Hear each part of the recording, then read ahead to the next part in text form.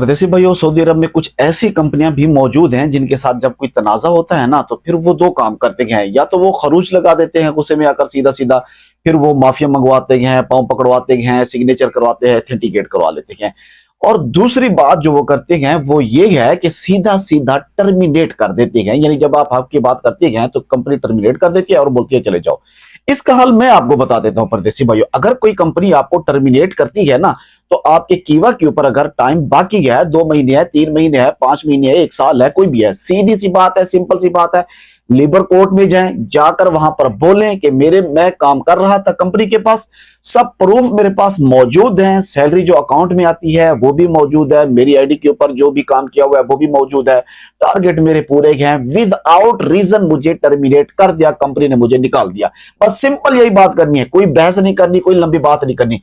फिर इंशाल्लाह वहां पर जो फैसला होगा ना, फिर आप देख लेंगे, बशर्त ये कि आप कंपनी के साथ सही चले हों।